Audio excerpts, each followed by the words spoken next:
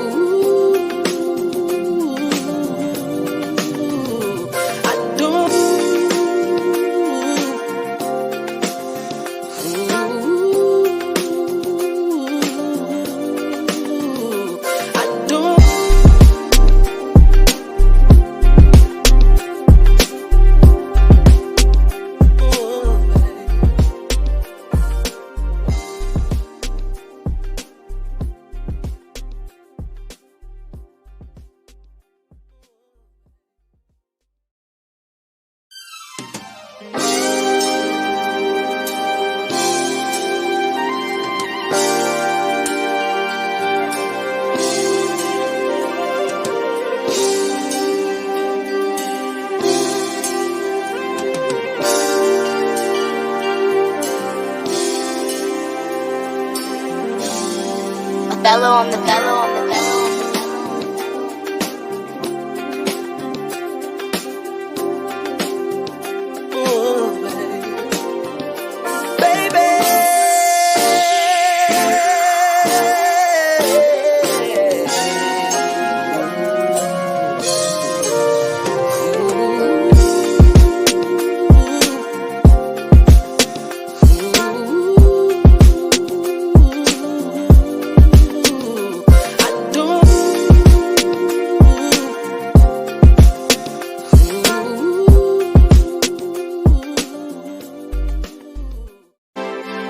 Yeah, the real shop talk. Just come and take a listen. Some grown men with unbiased and honest opinions, and with no agendas, so you just gotta check it. Talking love and life from a male perspective. We keep it authentic, real, no filter. Leave a comment, be part of the show. We here to give you 5 gentlemen's views about manhood, no doubt. This the show you've been needing, yeah, it's the real shop talk. Let's go.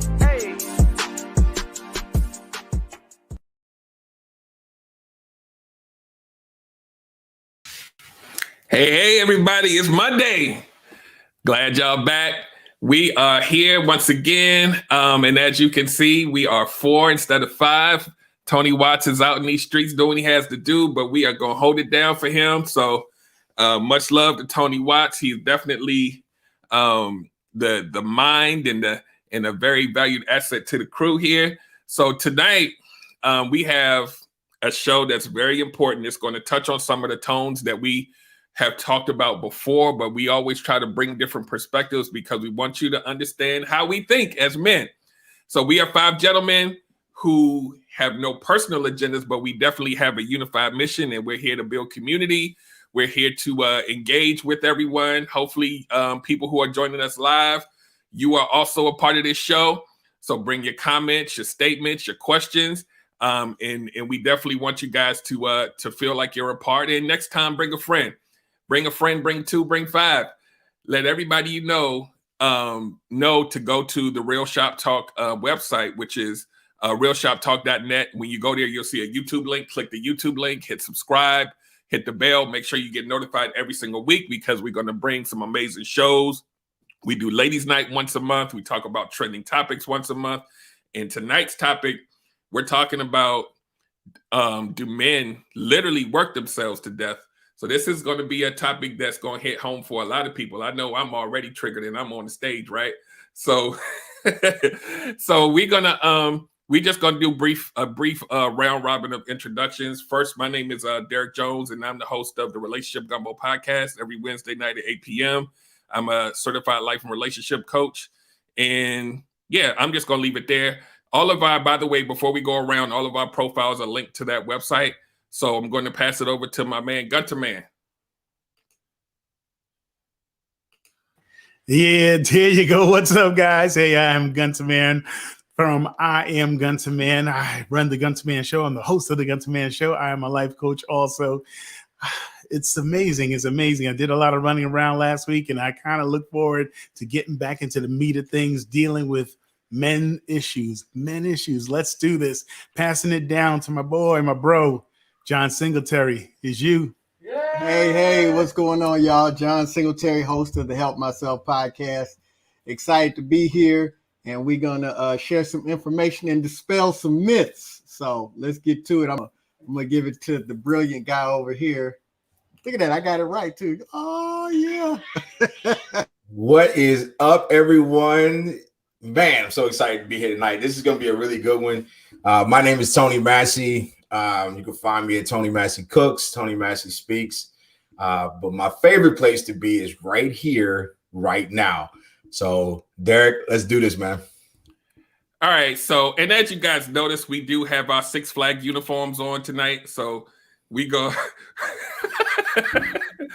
to make sure nobody gets lost. So, yeah. So tonight we're talking about, are men literally working themselves to death? And we're just going to take a small dive into like what that looks like from our point of view. And I do have some video content that I wanted us to react to as well. So bear with me because I don't have them labeled like I had an issue uploading them. So let me see if this is the right one. If not, then I'll change it out. You've made to be a better person. Yes. That's significant. Different. That's major. And as men, we live from what we do instead of who we are. We've adopted the grinding mentality, which if you look up the word itself, it means to wear down, to torment, to crush, to oppress. And that's why when you see most people who grind, they look wore out. I work hard, but I rest hard as well.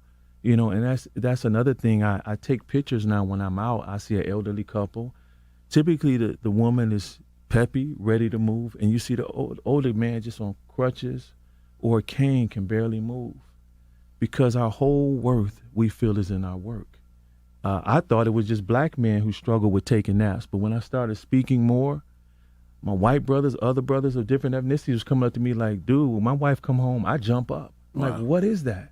Because we feel we're only worth what we do. Mm-hmm. You know how many Father's Days, and I use myself as an example, my family tried to celebrate me. I said, no, I'm good, I don't need nothing. Because again, we feel that we're only good for what we do instead of who we are. Our family, our women in our lives try to love us. Our children want to affirm us. But because it's deep, we long for it so long, we don't even know how to receive it when we get it. And that's the issue. And that's why I say we need to heal. And healing requires vulnerability, because you got to allow yourself to open up and release everything that's going on. Put it out in front of you so you can see it and start casting things away that no longer benefit you or never benefited you. All right, that's a gentleman named Jason Wilson out of Detroit. He was on that was a Breakfast Club interview, just to give them the credit.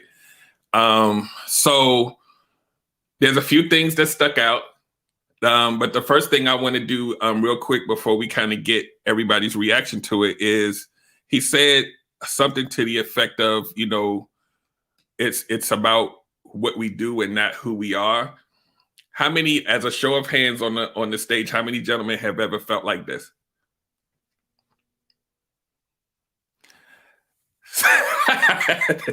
So I want everybody to just, after what you just heard, just kind of give me your first reaction, your first kind of how it made you feel. Could you relate to it, etc. So we'll start with Gunner Man. Well, you know, it triggered a whole bunch of thoughts for myself. The first thing that comes to mind is the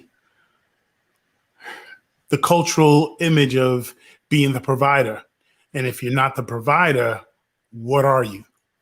How do you define yourself?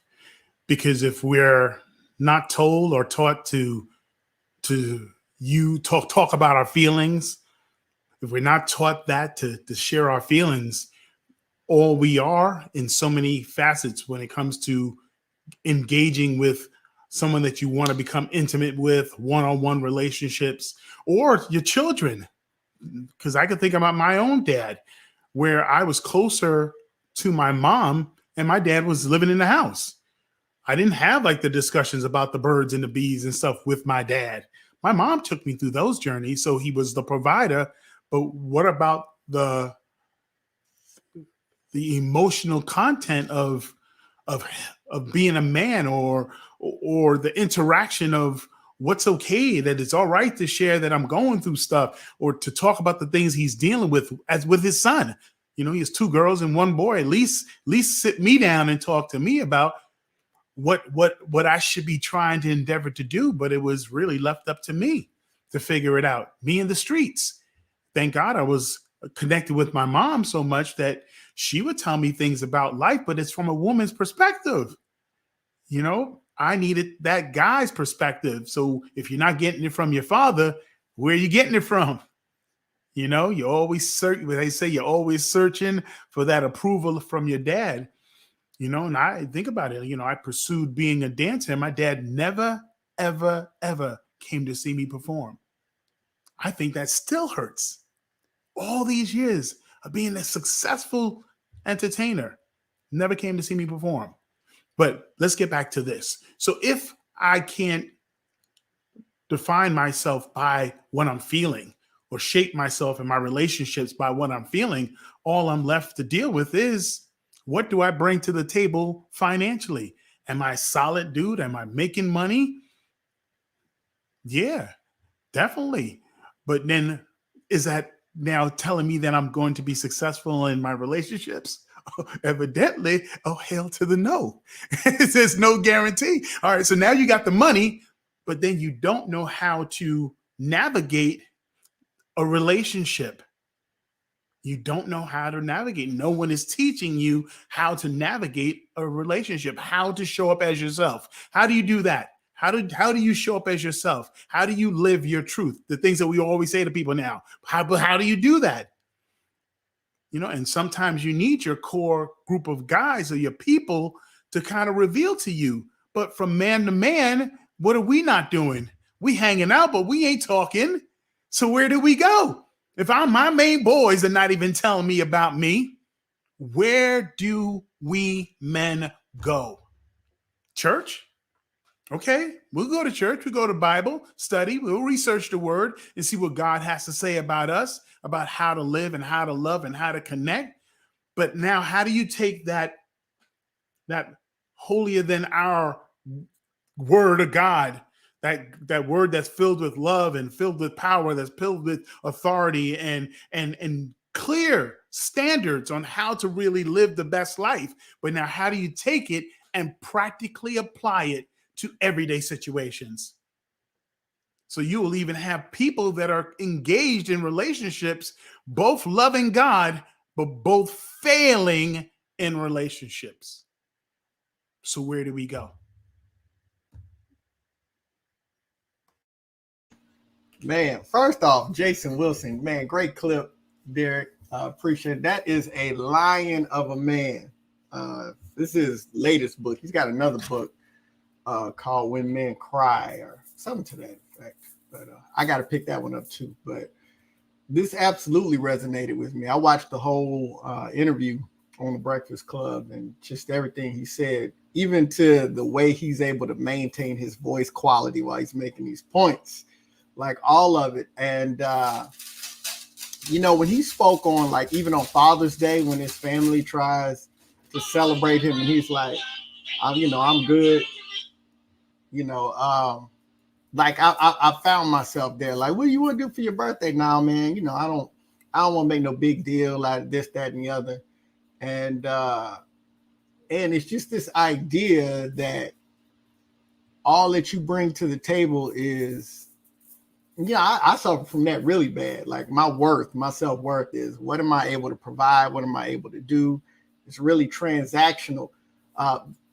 Just a personal rant, my retirement is coming up next year. And I was all like, you know what? I'm not going to do a retirement ceremony. I'm just going to, sneak out the back door, my last day and just walk out and then, deuces, after almost 23 years. And there was a guy on my team, a younger guy on my team, man. And we were at one of our meetings and he was talking to one of his peers as if I wasn't there, even though I was sitting right there. He was saying it so that I could hear him. And he was like, this guy's done so much for all of us. And he thinks, he's just going to leave. And he doesn't understand what he means to us. And, all of this, that, and the other. And, the young brother was getting emotional. And I realized that I tend to be comfortable with valuing other people. And then I don't want to allow them to value me. I think, well, I appreciate you. That's good enough. But people don't get an opportunity to say, hey, John, I appreciate you, because, I'm like, no, I don't do all of that. I don't want all those opportunities. So no, that clip resonated with me. Resonated with LJ too. Y'all hear me? Yeah, that, man, the timing, you talk about being triggered. I'm literally going through that right now, where it's funny. My love language is words of affirmation, but I'm so bad at accepting words of affirmation, especially from someone that that's close to me. And it becomes a situation where it's like, I want you to affirm me, and then I hear, you won't let me. You won't let me love you. And that's a hard pill to swallow, because, when I size myself up as a man, I start with provider. I start with, the type of man that is loyal, provides, my wife doesn't want for anything. And that's all what I give. But I never really go into what I get, right? And so I start to feel empty, and I don't know where this emptiness is coming from. And I accuse people of taking and taking and taking.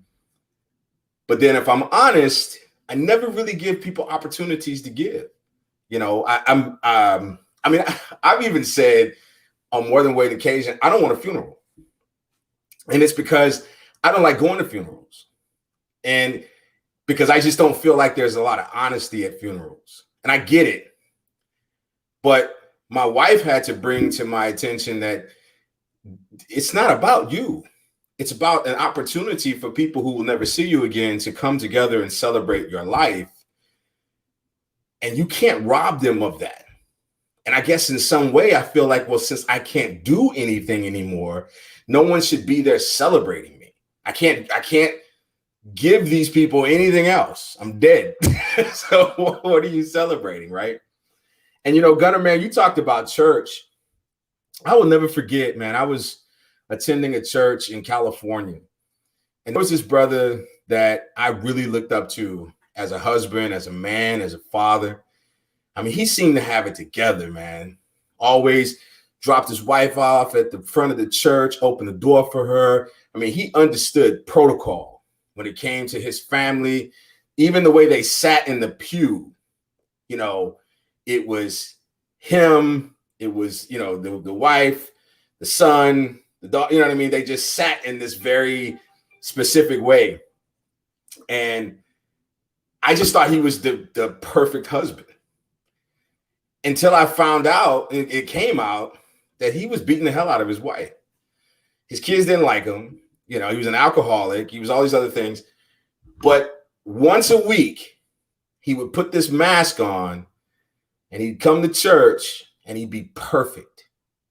And I thought about how many opportunities did this man miss to truly be vulnerable and get these problems fixed, or at least addressed. Because when it came out, everybody was shocked because he had spent so much energy trying to portray himself as the perfect guy. And I think that, we talk about social media and things of that nature. I cringe when people put, hashtag goals on people's profiles. You know what I'm saying? You don't know what's happening 2 seconds before that picture was taken or 2 seconds after that picture was taken, but that's what it comes down to. And as men, it feels like sometimes that our value is tied to what we can provide. And it's confusing, I won't lie, because you ask the average woman, what are you looking for in a man? Most women will not lead with, he's got to make six figures. Most women, especially once you get to a certain age, will lead with, he's got to be a protector. He's got to be my friend. He's got to be funny. He's, all of these very, emotionally laden attributes. But for whatever reason, we get it into our heads that if I'm not bringing six figures or whatever the case may be, then the fact that I'm a good guy, the fact that I'm loyal, the fact that I'm a great father, the fact that I'm your best friend and I make you laugh, none of that matters. And so then it becomes a situation where you feel like you can never rest because you constantly have to prove I'm doing just a little bit more than you are. And I bet there's a lot of guys out there who are making as much as their wives, or their wives make more than them, and they feel like they have to compensate for that inability to be the main provider and doing chores and, doing stuff around the house and they just never get a chance to rest. And I won't even lie. I'll land my plane here. I get uncomfortable. I mean, my wife works hard. I still get uncomfortable when she cleans around me. Like she'll tell me, sit down, just relax. I got it. And I'm just sitting there kind of fidgeting like, oh, this isn't right. I need to go find something to do, because the fact that I'm resting while she's working makes me feel like I'm trifling, or, you know what I'm saying? Like I have that feeling, but it doesn't work the other way around. Like I can cook and clean and do all these things. And if she sleeps in, no problem. Matter of fact, I will tiptoe around the house as not to wake her. but I feel bad laying in bed on a Saturday morning and hearing, the dishwasher or the washing machine. And I feel compelled to get up and do something. And I think that's kind of what he was speaking to. And I'll land there. So I think we all can relate to what he was saying, and we're triggered when those words were coming out of his mouth, because for a lot of us, not just those of us on stage, this has been the entirety of our adult life, and even to current day. It's something that we continually have to push against to get better outcomes in our relationships, in our lives, the community, and all of these things, and definitely finding your worth in what you can provide or what you can even purchase, even material things. Like if you think back in the days when you were, a teenager or maybe in your early 20s, and you saw the guys with the flashy car get the girls, and then you like, wow, if I just had a decent car, I'd get the girls. So now your mission is to get you some money so you can buy stuff and do stuff to be validated in your manhood by what you have and what you can provide to that situation. And that thing, and then, if you got that picture from your family, if your parents were together and we watched, our fathers just work. And that was kind of like, you didn't really a lot of times get that emotion, but you got the fact that he was doing the work that it took to provide for the family. And so when you grow up into an adult, it sticks with you. And even in the midst of a woman who will give you the space to relax, it's almost like you don't believe it. So you still keep going and keep going and keep going and keep going. And it's something that I have dealt with like forever.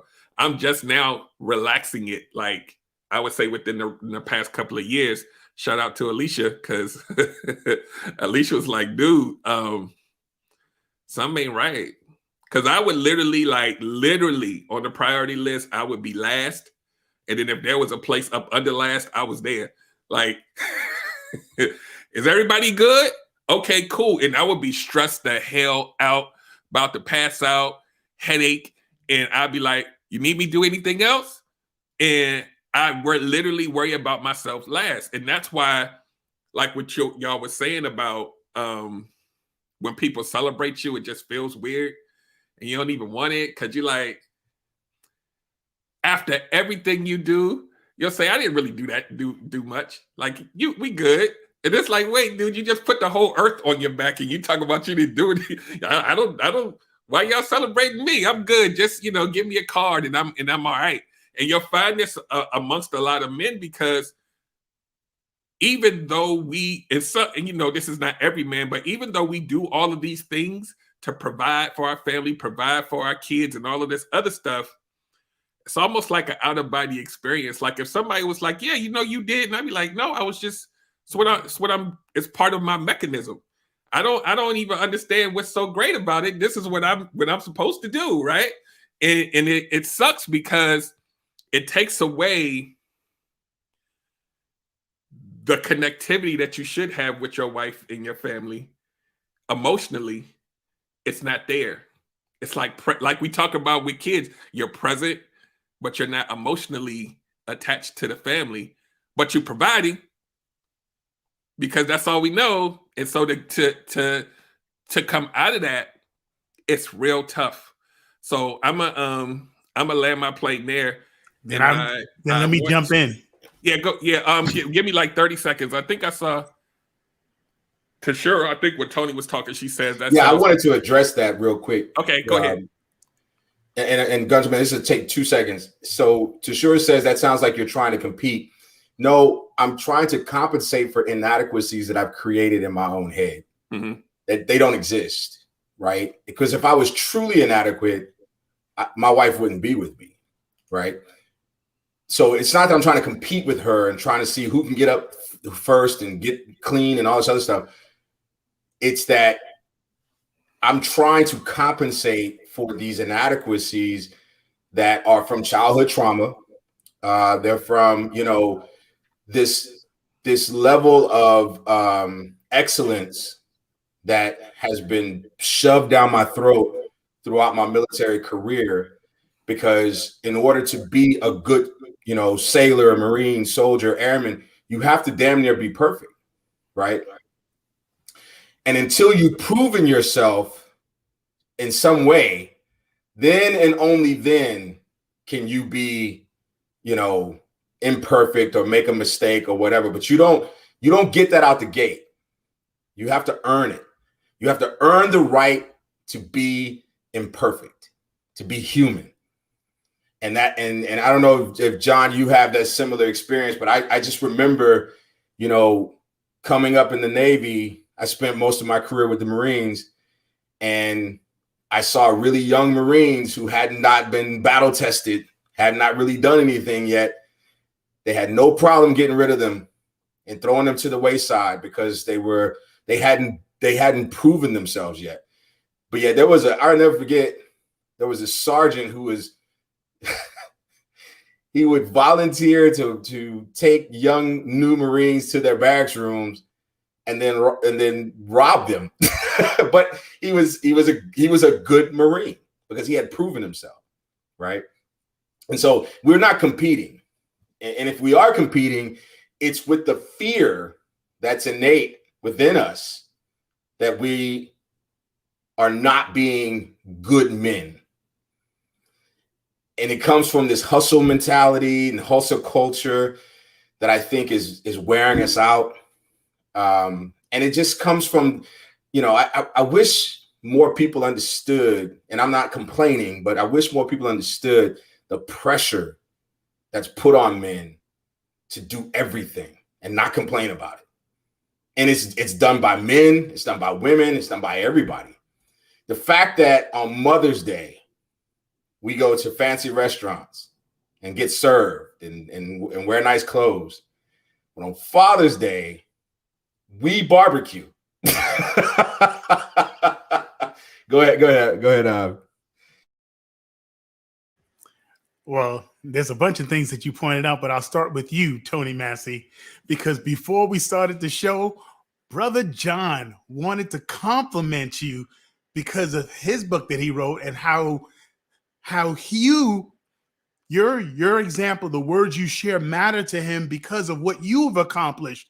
And you leaned in and said, well, I don't know about all that.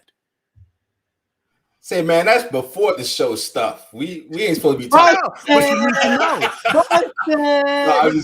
know. You're absolutely right. This is a great example. Yeah, that's it. Like, guys, catch this. We're living this. That's what I'm trying to say.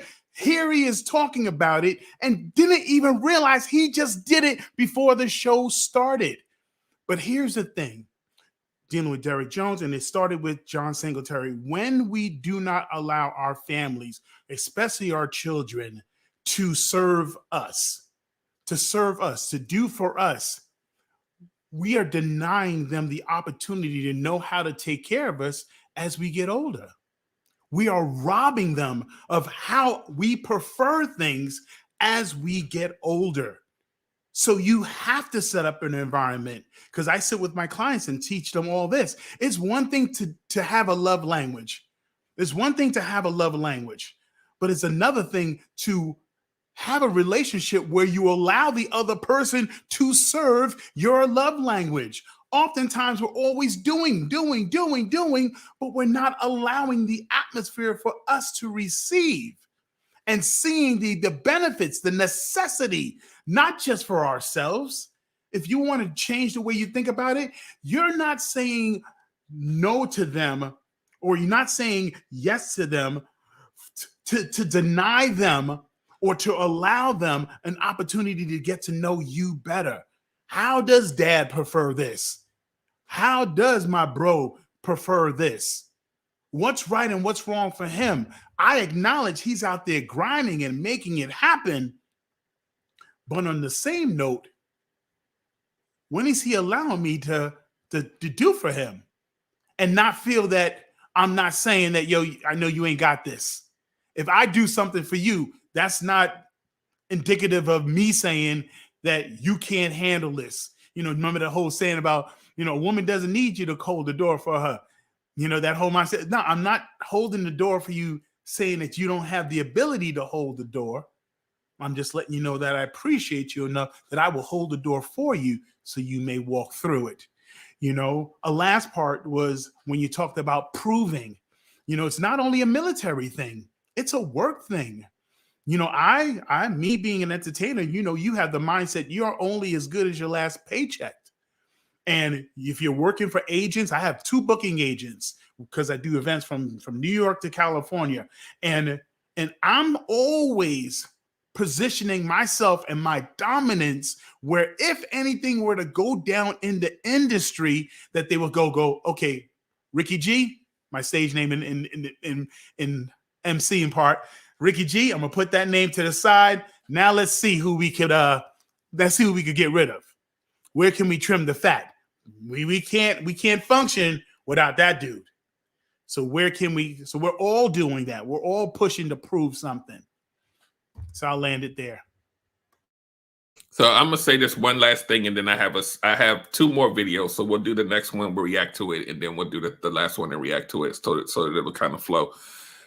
The other thing that I thought about too is I thought about my dad, who now is in his mid-70s, and he's, you know, he has different medical things, and I always think about how men don't necessarily like to tell people that something's wrong, and we don't necessarily want to go to the doctor, and I think, you know, some of it's the fear of maybe something might be wrong, but the other thing is that we don't want to feel like somebody needs to take care of us because we're doers.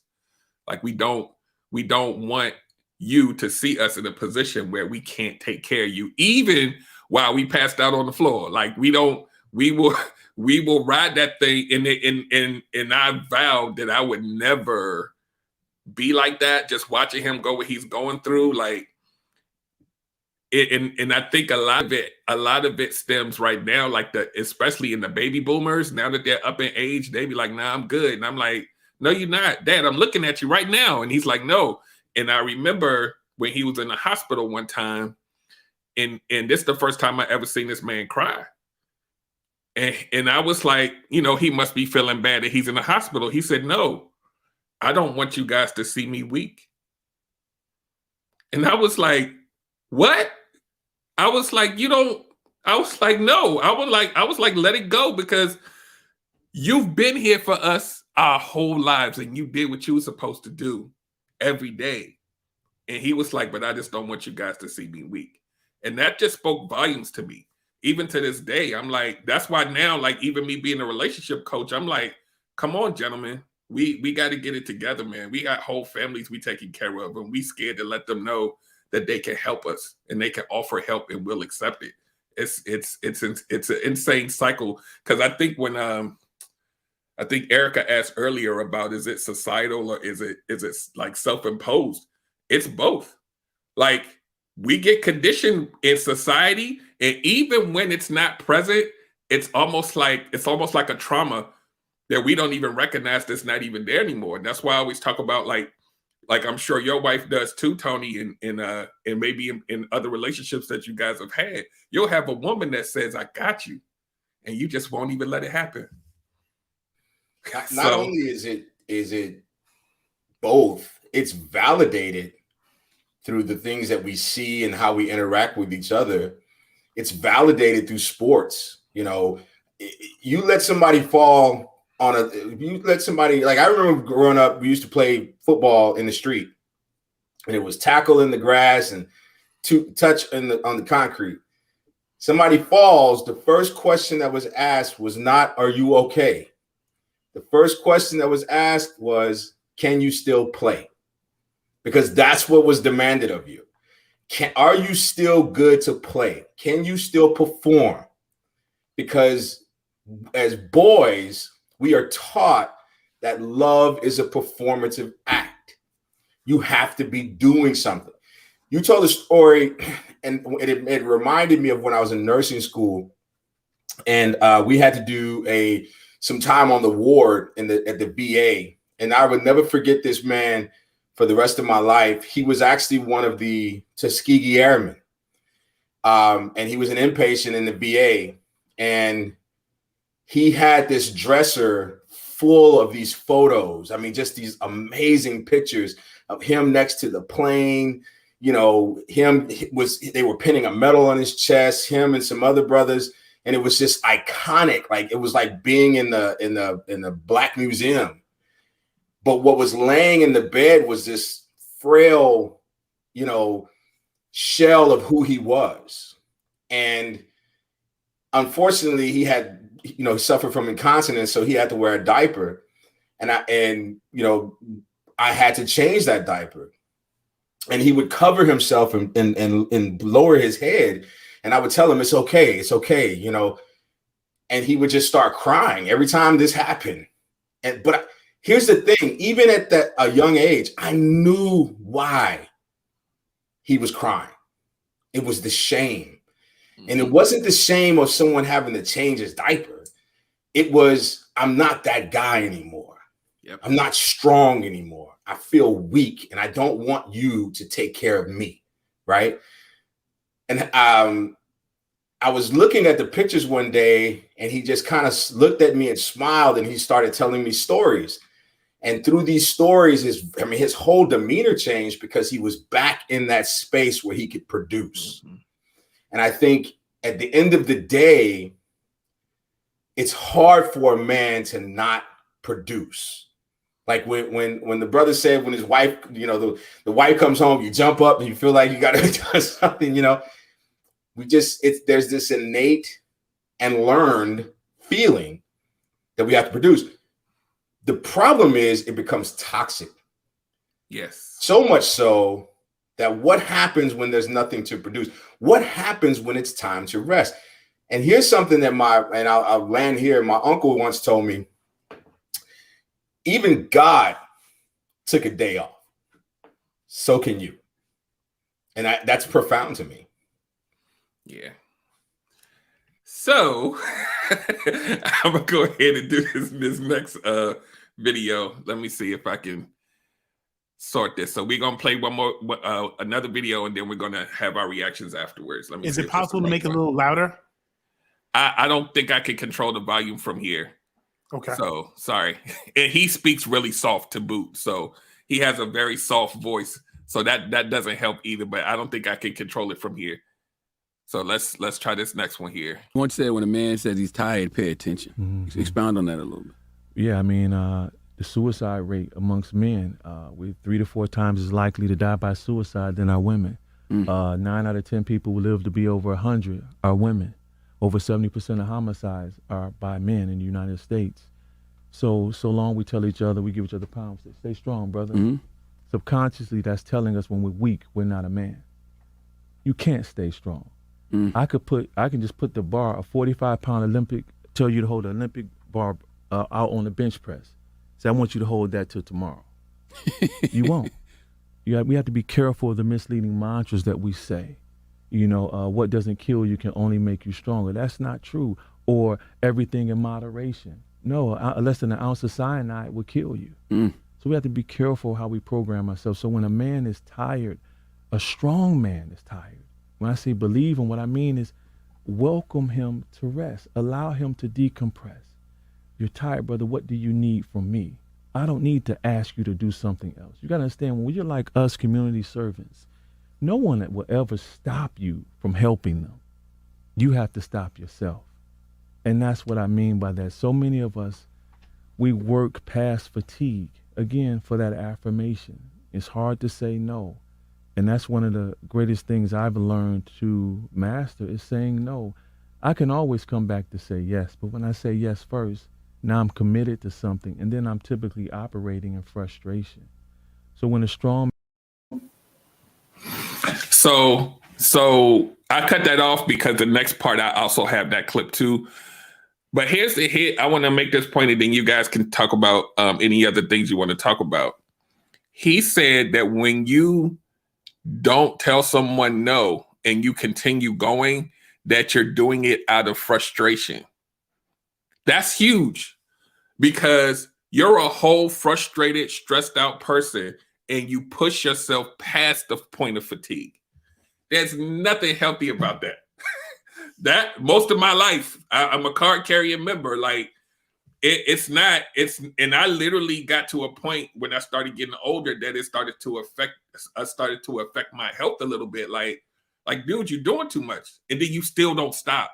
So in this particular segment, he's talking about being strong. So go ahead and whoever wants to go. Here's the biggest problem with this. Once you come to the realization that you're doing too much, now you have to program those people who have set their expectation to your willingness to go beyond fatigue. And that's hard. Saying no is not hard. Getting people to accept no, that part gets hard. And then I love the fact that he brought up those idioms that we say without really thinking about them. Another one that comes to mind is pain is weakness leaving the body. No, it isn't. Pain is an indication that something's wrong. If you try to pull your finger too far back, your body's going to say, stop that. Don't do that. Otherwise, that's going to break. So pain is an indication not that weakness is leaving the body, but that something is not right. But we're taught to play past the pain. Again, can you still play? Can you still play? That's the question that's asked when we're young. Not, are you okay? Not, take a breath. And we reward, man, he played with pain. That's awesome. We reward our sports heroes because they play through the pain, doing all of this damage to themselves because that's the expectation. And I agree that, I've been in that situation on more than one occasion where I've said yes to things only to have to do them begrudgingly, because the reality is I wanted to say no. And this is a huge inconvenience. I'm not getting any compensation for this, but I want to maintain the good guy moniker. I want people to be able to say that Tony Massey, you can count on him. He's a good guy.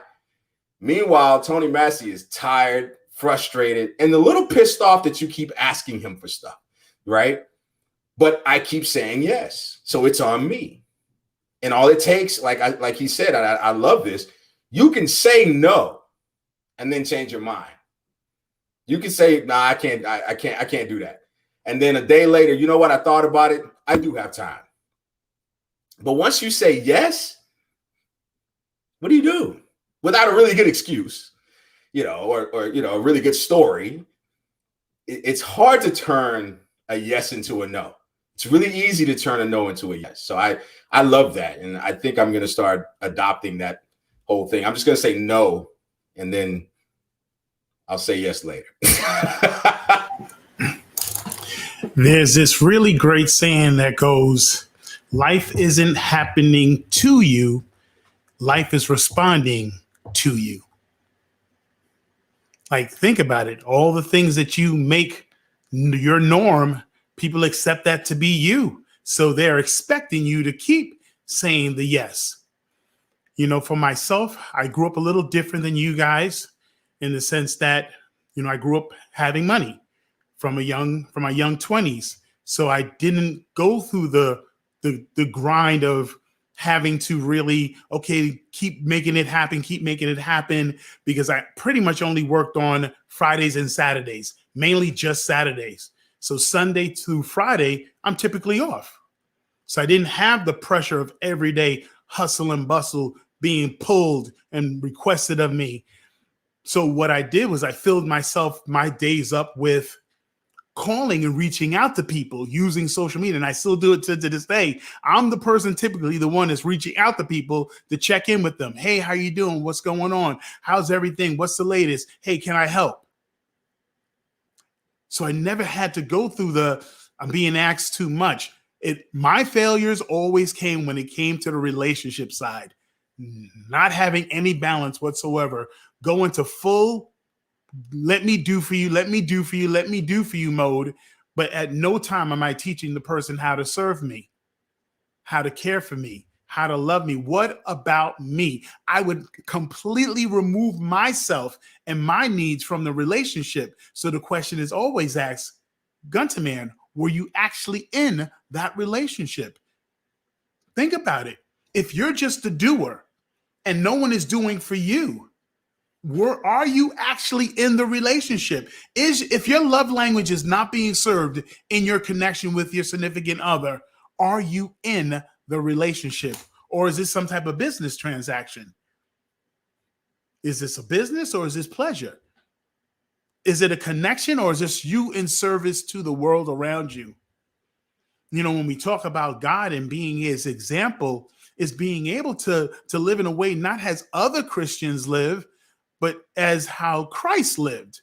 And so often we forget that. We're looking at imperfect people trying to present themselves as perfect. And we say that, no, God ain't, that church thing ain't for me, because you're looking at people.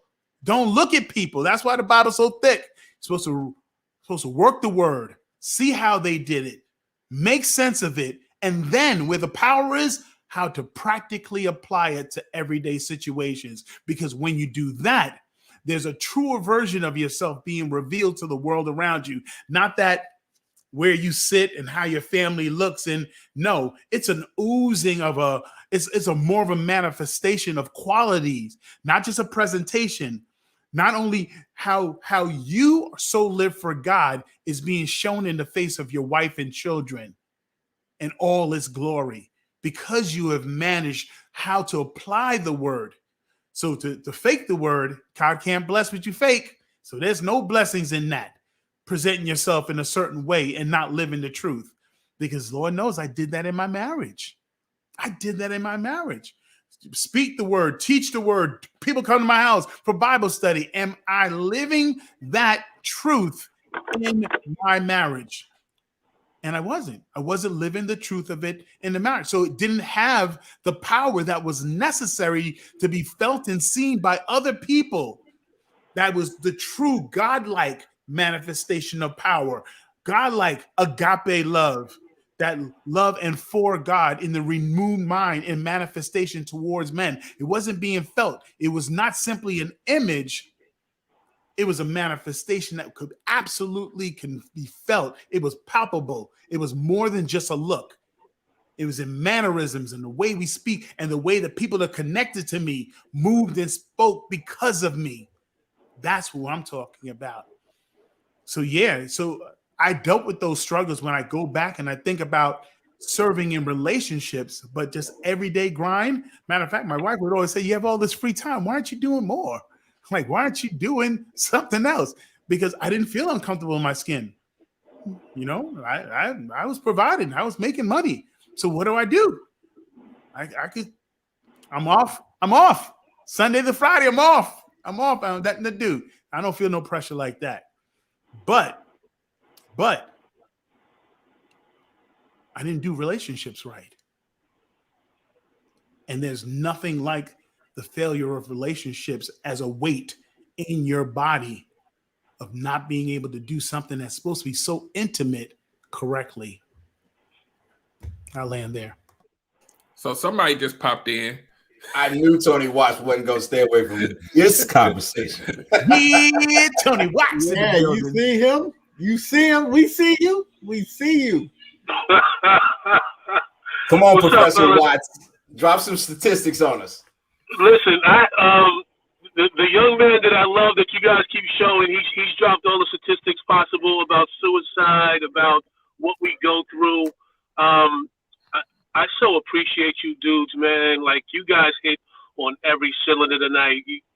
Man, listen, I can't even move right now. Like, I'm supposed to be driving somewhere. I gotta just process for a second, because you guys are hitting on so many right cylinders. And Tony, when you spoke about the young man in church, right? The problem is we're not vulnerable enough to go to that confessional to say, I can't handle what I'm doing. I don't know how to handle my home. All I know how to do is beat my wife and beat my children because that's all I learned. So when everybody found out this dude was doing that and being so surprised, he knew that I had to do one thing: show up as his alter ego. And what I want, and another thing I want to put out there is, a lot of people in church knew. Everybody might not have known, but some people knew what was going on. And we've got to come to, and the reason why we do what we do is we got to come to a space where men can just be human. And it's okay to fail. It's okay to fall off the cliff. It's okay to say, I scraped my knee. I'm gonna cry for a minute and rest for 2 seconds before I get up and move. We don't know that we can do that, and that's why Tony goes through what he goes through. I fully understand. It's the upbringing. Like when you're young, you can't lay in bed on Saturday. Ben, you don't lay in bed on a Saturday. You got to get up and do something. Like so many men that I know cannot stay still. Cannot. Tony, when I get up in the morning, I'm good all day. I was like, but you didn't go to bed till 3 o'clock in the morning. But once I wake up, I can't go back to sleep because I feel like I'm inadequate. You are killing yourself. Another thing Tony said is, my gosh, man. You guys, I love you guys. I love you guys to pieces for real. Like when you said like we don't have space to be human. Our feelings are invalid. What can you provide? What can you do? Oh, you're not doing nothing? That means you're not nothing. And the manosphere, this whole 6-figure thing, when there are men out here making $40,000 providing for their homes and taking care of their kids and loving emotional relationships, they're looked at as they're not enough. We have lost our damn minds. But I just really appreciate you guys for doing what you do and coming with me on this journey to heal the team and to bring everybody together to let them know men can be men, man. We can be men and we can be human. We don't have to go into the jungle and kill the lion. We don't have to do that. If it's necessary, cool. But we don't have to get up every day just to go, let's see what I can go conquer. Sometimes it's time to rest. And I hope people that listen tonight can talk to their men and the men in their lives to let them know you can rest. You don't have to be on 10 all the time. Because I don't know if he said the statistic about longevity as far as life cycles, but men are dying at 65. Like the national average, I think, is 673 for men, and black men is at 65. 65. Think about that for a second. Black women are living longer, white women living longer, white men living longer, Spanish, everything else. We are the bottom of the totem pole in surviving, just living 65. More of us die after retirement than anybody else because we have no idea what to do with ourselves. So I'm going to land my plane there. But I love you guys. I thank you. Incredible. Great job. T-Watch, you telling me I only got 19 summers left? That's what you're trying to tell me? You're terrible. You're terrible, Mr. John. I think I saw Gunter Man kind of do that thing. Go ahead, sir. I start getting twitchy when I got like this is like it's rolling out of me. It's when I sit and like I said, I'm connected to Tony Watts. This is a dude I've known since high school. So when you grow up and you listen to this man speak now and coming from a completely different place and space, it's powerful. It's moving. It's moving to see where he has grown and what he has put together. This is a manifestation of him. We represent him in some way, shape, or form, the quality that we push out. But you also got to keep in mind that there are other men that'll listen to this and they will define it as something completely different. They will call this something completely different and swear to God that we as men should see it their way.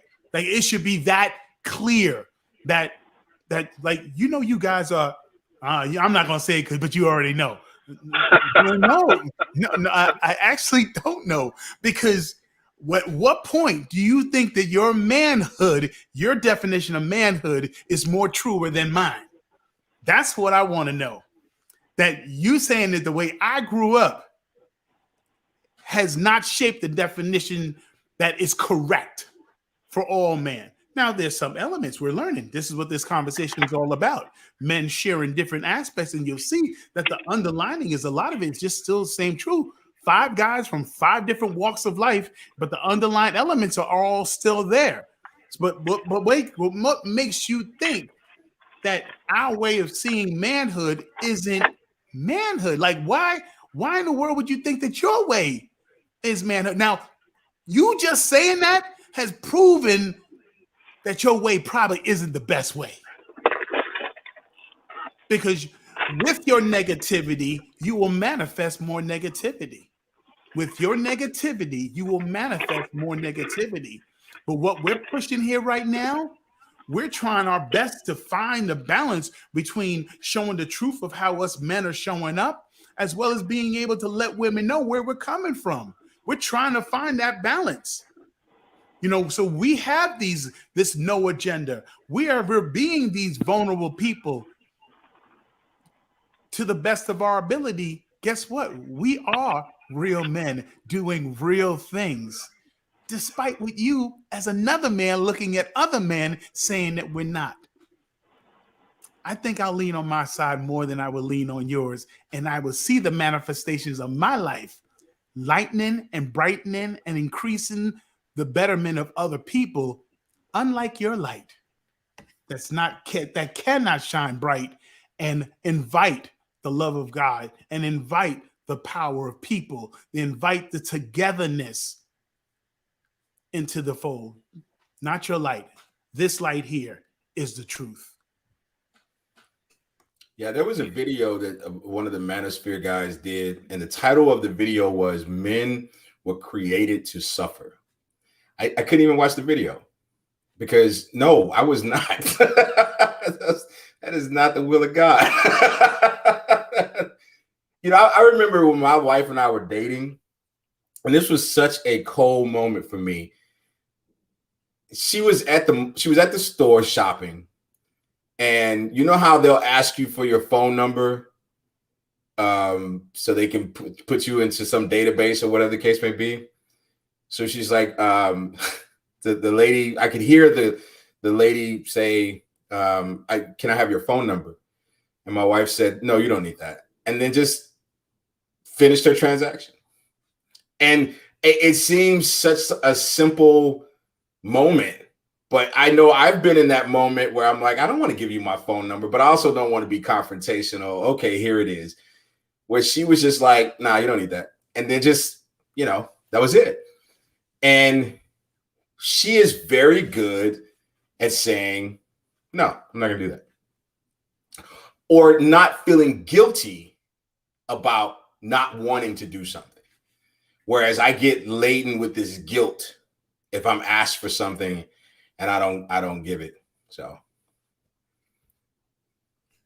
So I'm gonna play the last video, but I do want to make one point. When Gunter Man mentioned love language, this is an interesting point here. Most people who are kind of like these doers, they just do too much. Normally, that person's primary love language is words of affirmation. But here's the funny, not funny part about that. You do so much that you want to hear the words of affirmation because that's your love language. You want to receive love that way, but then we do everything in our power to push it away. So then how do you ever get it? Isn't that crazy? It's my love language to hear words of affirmation because I'm doing everything. But then when you come and try to tell me how much you appreciate me, I'll be like, nah, you're right. Nah, I ain't really do that much. Nah, man, we are crazy because my primary love language is act of service, and I won't let nobody do nothing for me. You know? Isn't that crazy? That's me. Crazy, That's man. me too. Mine is acts of service. And it's really hard when I'm married to someone who actually thanks me for getting up and going to work every morning. And I never, not once have I said, you know what, you're welcome. And I appreciate you saying that. I always say, well, I mean, it's, you know, what else am I going to do? Lay here? You know, I find a reason to diminish something that she, and again, this goes back to what I said earlier, the inadequacies that I'm creating in my head, you know, that don't exist, where here's this person showing me exactly what I want, because I'm words of affirmation. I'm affirming you for the man that you are, to get up and go to work. Even during the pandemic, you got out there, you did your thing. It's no big deal, but it is. It's a big deal because I say it's a big deal. And just say you're welcome. But I won't lie, it's not my first thought. Yeah. So I'm gonna read a couple comments and then we're gonna get this last video in and start wrapping things up. Love and I Tucker want to share says something with John also. Oh, go ahead. I'm sorry. I was just gonna say, if John, like how myself, if our love language is acts of service, is our primary acts of love language, at one point it had to still be words of affirmation, but we have gotten to the place in service that we have heard words of affirmation so much that it's no longer a need that needs to be met. That's good. Because when I started this Gun to Man journey, I think it was acts of service and words of affirmation. By the time I've been hitting so many, improving and blessing so many people's lives, and people writing to me, that it was no longer a need to hear the words of affirmation like your recruits. All the people that over and over again have all these amazing, kind words to say to you, that it's no longer need because you're getting it. But mine is, like I said, acts of service, because I do. So I would love for people to come back and do for me also. You know, that's my truth. But words of affirmation dropped all the way down. And due to COVID, now physical touch increased where physical touch was lower. Physical touch is more up now because I'm single and I'm by myself. That's right. They don't want to touch me, brother, man. That's right. Yeah. So words of affirmation, it just started to drop. It just because I was getting it. You got 23 years now you're going on of hearing words of affirmation. Look how you changed my life. I thank God for you and all this stuff. It just drops. But at one point, like Derrick Jones said, it was absolutely one of the primaries. Now, brother, let me let you know, though, it ain't been the whole 23 years I've been getting words of affirmation. It was plenty of them years where it was the other kind of words I was getting. Man. No. But that's interesting though, and I've never heard it put that way. But that makes sense when you think about what Gunter Man does. It has been doing in entertainment, and even though a lot of your life, John, wasn't words of affirmation, but by virtue of what you do for a living, you're going to hear and get those accolades and get those medals and whatever else. And after a while, you're like, man, I'm like, I know I'm that guy. Thank you. It's worth exploring. Words of affirmation, it's never really rung my bell. I can't ever. Right. But it is worth exploring. Right. Okay, so we go. I see this. Let me get a couple. I'm not going. I'll be trying to read them all. I think somebody said that's why you got to sneak and do stuff for black men so they can't stop you.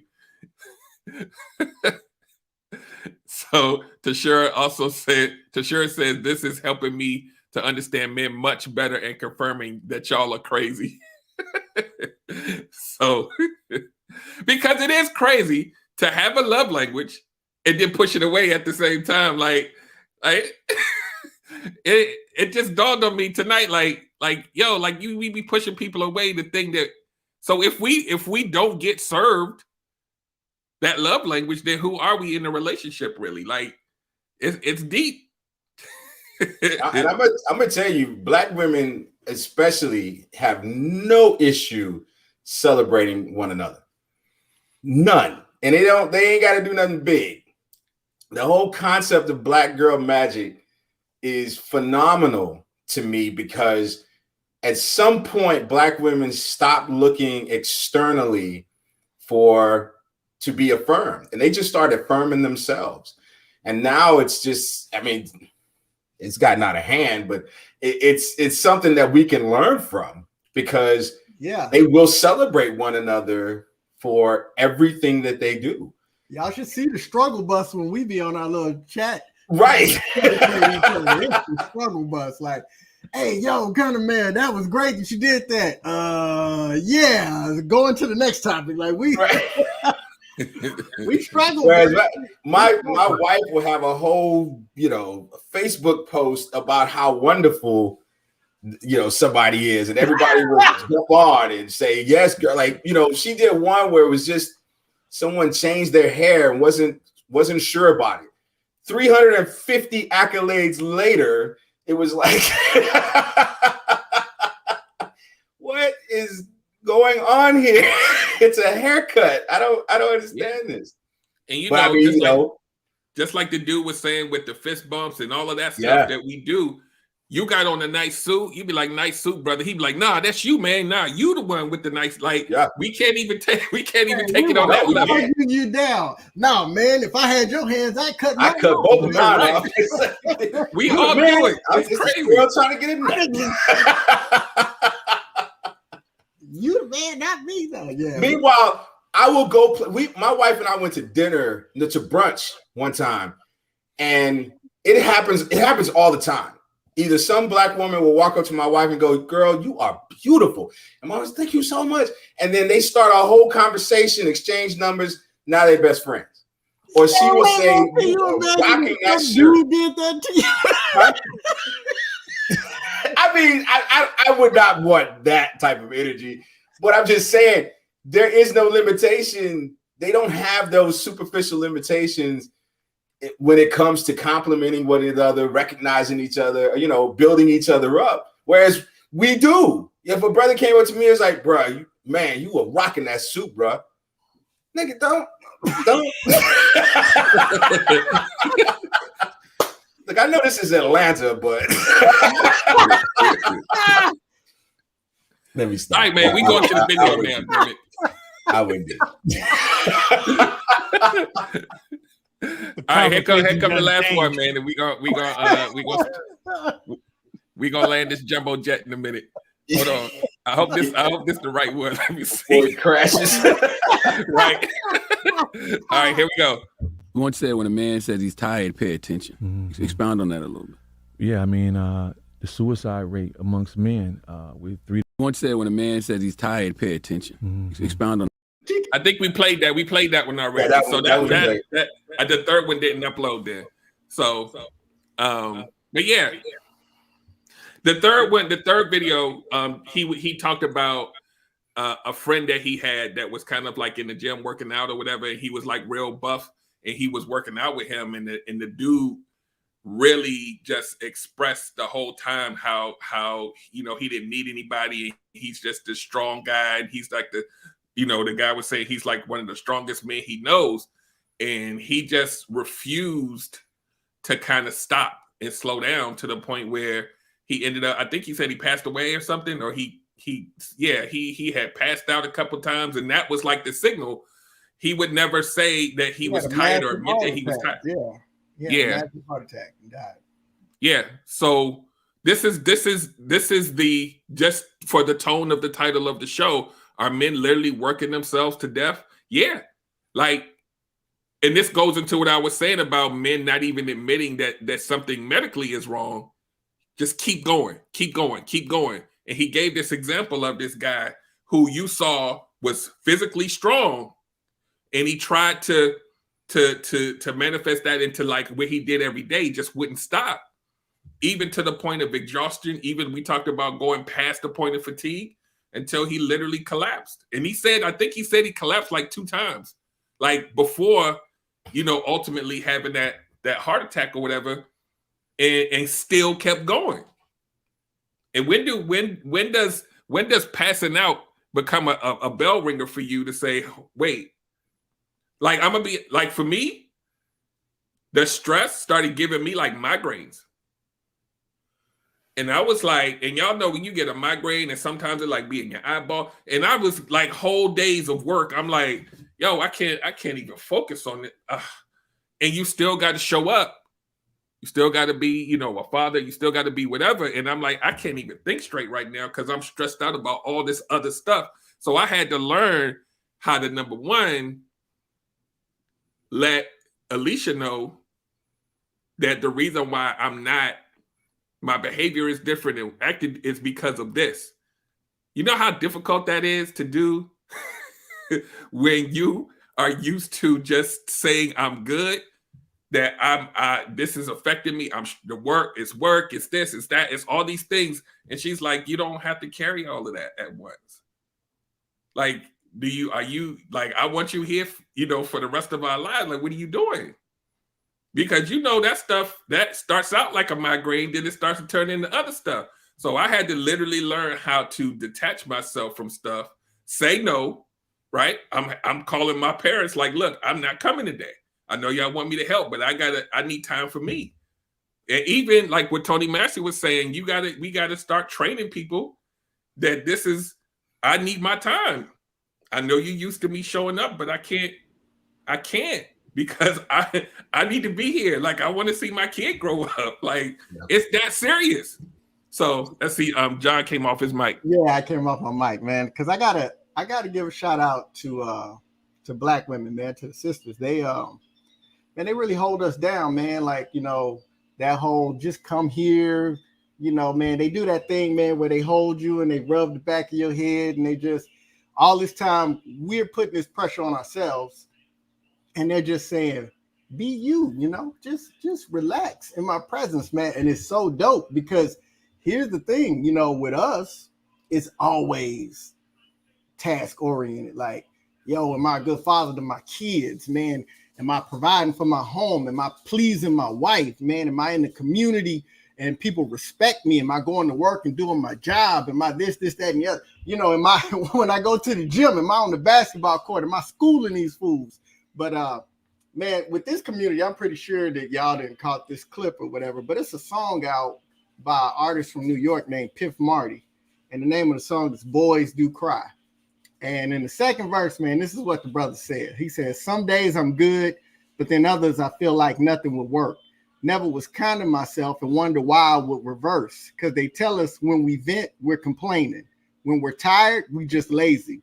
And God forbid that we fall under the pressure. But as a man, if you could feel that you've been breaking, free them tears that you've been saving, your inner child's going to thank you for your efforts. So boys do cry, you know, and you know, we got to get to that place because we are killing ourselves, man. And when Erica asked it, you know, is it society or is it ourselves? Sure, there's some of it that comes to society, but there's a lot of pressure that we put on ourselves. And then we got this pressure, and me and Tony Massey, we've been talking about it for the whole show. We don't want to give it away. We like that resentment, man.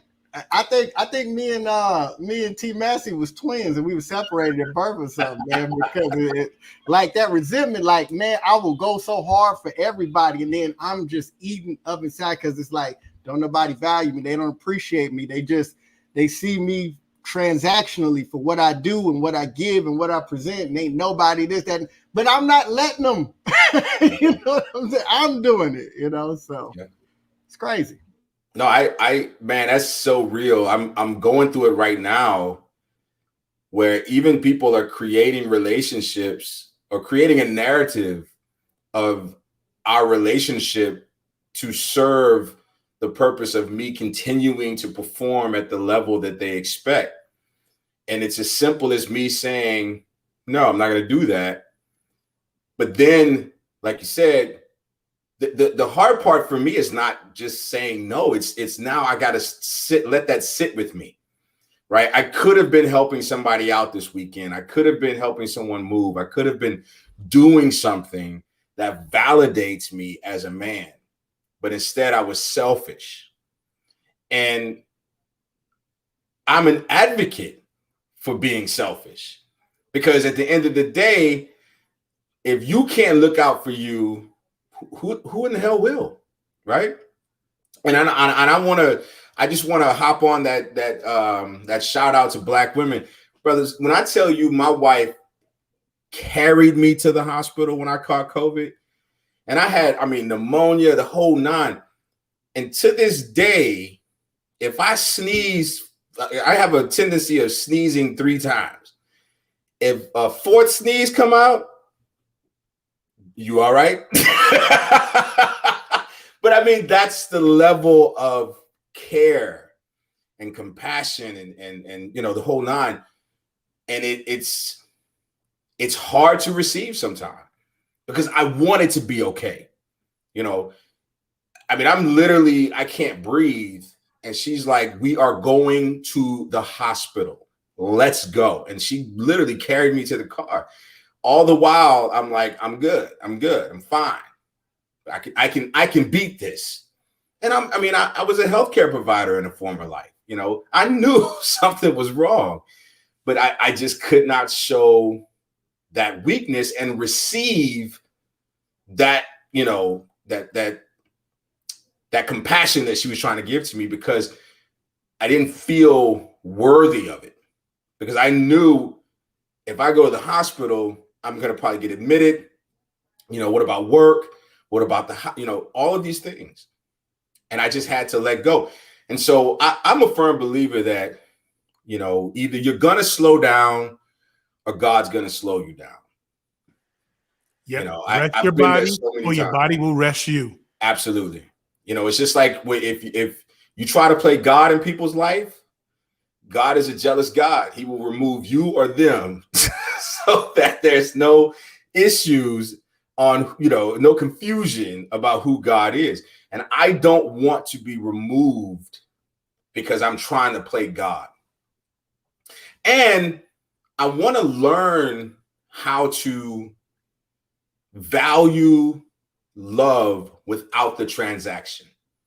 Because I'm telling you, I grew up, love was a transactional thing. If you love me, you'll do this for me. Well, you must not love me. How can you say no to me? Don't you love me?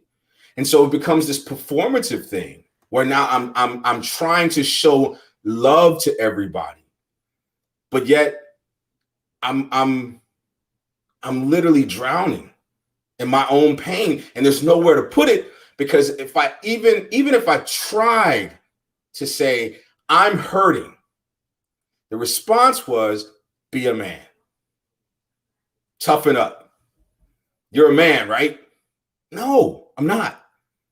I'm 12 and I'm hurting, And so you grow up with this, and it's wrong, and you've taken psychology classes, and the whole thing, but yet it's so innate. It's such a part of your DNA. It's literally like taking off your skin and leaving the house without it, because it's the natural thing to do, and it has to be unlearned. And since it was men that taught me this, it has to be men to help me navigate through it. And that's why, to me, this is so important, because it does validate my feelings when I can walk into a conversation and 4 of the brothers are saying, yep, I know how you feel. Okay, well, then I'm not crazy. Despite what, our audience may think, we're not crazy. We're just trying to navigate this thing called manhood. And the reality is that for a lot of us, we didn't have, it doesn't come with a book. You know what I'm saying? And it's not socially acceptable to lay your burdens at the feet of another man, not even your father sometimes. And so what do you do with all this stuff while still maintaining manhood? I don't know. Yeah, I'm gonna go. Oh, Gunter Man, I'm sorry. Go ahead. No, I was just gonna say, it's like, just as if these are the things that we have taken on to be what is our norm, it's exactly what we teach our women. It's exactly how we feel and how we deal with situations is what we teach women. Like, it's all about performance. So when you would typically ask a woman at times, not saying the women here on this panel, but at times you'll speak to a woman and they would say, well, tell me, what do you love about your man? And they would typically list a bunch of things that the man will do for them. They will list a bunch of things that the men will do. But then the question always comes afterwards, well, what if he couldn't do those things anymore? Could you still love him? Because everything you listed was a performance thing, was a thing based on performance, something that they can do. What if they can no longer do those things? Could you still love them? And that became a question that stumped people maybe 5 years ago. It stumped them. The women didn't have an answer, because if men are not offering the emotional intelligence to connect to them, to support them, to not just simply lead them, but to also, show them that, yeah, I think you're amazing, without trying to fix their situation. We put on our fix-it hats, and when they explain something to us, we're ready to try to help them fix it. But sometimes they just want space so they could just say what's on their mind. So to have that emotional intelligence to be able to sit there and to, navigate those spaces in a place dealing with emotions more so than what you can physically do to make them feel loved. So yeah, it's a hard thing to unlearn, to know how to do, and then unlearn if you're doing it that way all the time. Derek, your ding. I just wanted to grab a couple of comments. I think it was it Mouth So Reckless? I rest often and throughout the day, even if only for a moment. Decompression saved my life. And I think it was, I remember it because it struck me. Love Tucker made a comment earlier about how you gonna, keep living your life in survival mode, but you're not surviving until, like we had the statistic about 65 or whatever being that age range. We working in survival mode for what? Like, we don't even get to enjoy it. We don't get to rest. We don't do any of that. And then we check out. So that when she said that, I was like, wow, like this whole hustle, grind. I'm doing this for my family. I'm putting my family on my back. I got this. And then next thing you know, yeah, Tony Watts asked a question in an email. What are some of the other topics that you would like to bring up? And I wrote to him last night saying, is living as a guy, is it loving God, loving others, then loving yourself? Or is it loving God, loving yourself, and then loving others? How do we answer that?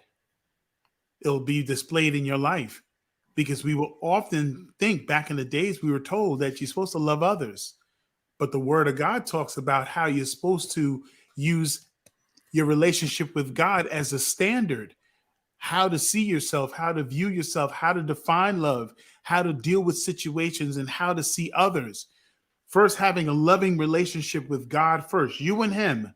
And then you're supposed to use that example as to how to love others, because it says, love thy neighbor as thyself. So often we just stop right there as love thy neighbor. No, it says as thyself. It's like that has to be a part of it. So it's getting you back to remembering that how you love others it's important to find out how to see love and how to be love and how to connect in the capacity of love between you and God, and then using that relationship to define how you deal with others. So it's a topic that I would love to venture further into. What's actually right?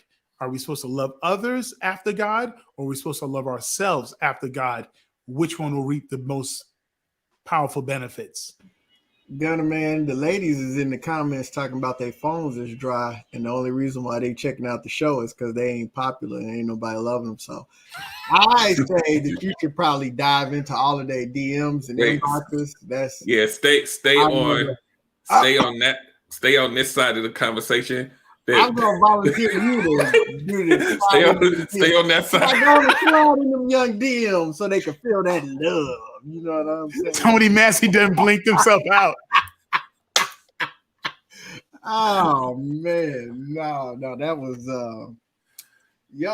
that was deep. I think about what my son has taught me, because one of the things he heard me talk about it. Go back in there. One of the things with autism, man, is some, definitely not mine, but some children with autism suffer with their self-worth. And he ain't got that problem. He think he cute and fine and everybody want him. But it was intentional, man. Like, we had to early on make sure that everything was about you are loved no matter what. Like, you are just loved just because you are you. And, you know, I think about that, you know, I need to apply that same to myself, because, you know, that's not how I grew up. My story is totally different. Like, you know, my dad, man, my dude was local, and he just said, being a dad, it ain't for me. You know, he grew up middle class for that time. You know, he was born in the 40s, but he grew up middle class, and I grew up in the projects and house to house in the struggle. So, like, he was there and just chose that. And somebody excited back there. And you know, when you talk about internalizing that stuff, man, you know, one of the things, and we talked about it a couple of shows ago, I can't go back and change that. I can't go back and get that back. And I can't put that on somebody else to love me, to cherish me, to treat me how one of my caretakers should have done when I was a child. One, I'm not a child anymore. Two, that's not fair to somebody else, because that's not their position. They have a position in my life, but it's not fair to put the position of somebody else who failed me and put that responsibility on them. So we've got to choose healing, man. And we've got to choose to honor ourselves, and we've got to choose to love on each other's brothers, because I'm trying to live to about 95, 100. So, and I would love for all y'all brothers to be around with me. So, you know, we got to do the thing, man. We got to do it. Yeah, we gonna start wrapping this up. Yeah, we need to, because these comments ain't got nothing to do with what we're talking about. Y'all gonna be in trouble because I'm in the vicinity. I'm like, baby, I don't even read the comments. Yeah, so this was good, guys. We touched on a lot, man. And we're gonna you know, have some more thought-provoking topics in the weeks to come. And we're just gonna keep pushing this narrative, man. We as you can visually see, and as you can hear, you know, these topics, we're not speaking from a higher plane. A lot of this stuff we're currently dealing with right now. We're just sharing our thoughts and our feelings and our hearts with you guys. So we appreciate everybody that's in the comments, everybody that's listening now, people that will listen on the replay. This is what we're here for, man, is to just give you guys this value. We're growing a community. You know, like I say, when you come here and you're in the comments and you enjoy the content, make sure you click that thumb to like the show, not just subscribe to the channel, so we can fight against the algorithms, and we're trying to grow the YouTube channel. So if you really enjoy this, man, bring a friend, man. We giving you a +5 card to take home in a virtual one, and bring some folks that you know need to hear this, because I'm gonna tell you right now, if you say you don't know anybody in your life that doesn't need to hear this, you a liar. I swear to you, because even us on the stage, if we weren't on the stage, we would need to hear this too.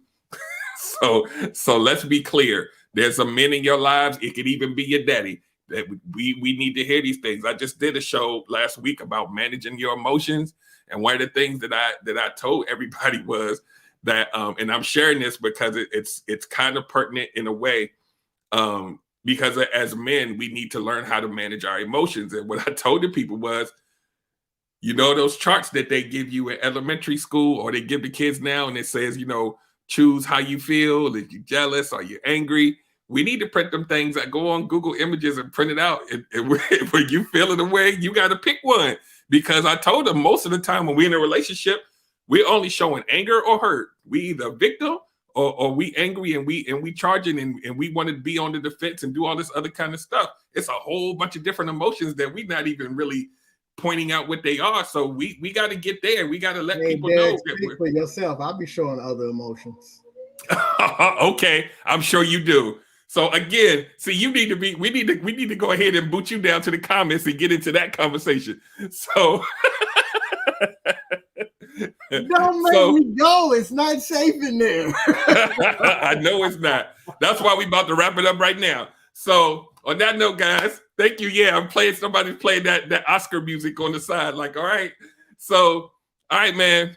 Y'all have a great evening. Thank you. Make sure you go to realshoptalk.net. Click on the profiles. Go to the YouTube page. Look at the past episodes, man. We stacking them things up now, man. Go back and look at the past episodes. Share them with people that you love, and let's try to change the narrative about, number one, how we as men show up, and number two, how you view us. So this is why we're doing this, man. We're trying to push a narrative to where this thing needs to go. We don't know everything, but we know that some things need to be fixed and worked on, and we want to make sure we leave that. If not for us, we want to leave it for the men coming behind us, so that this thing don't continue down a path that just looks crazy. So on that note, we out of here. Y'all have a great night. Yes, and we will see you next week, same time, same place. Yeah.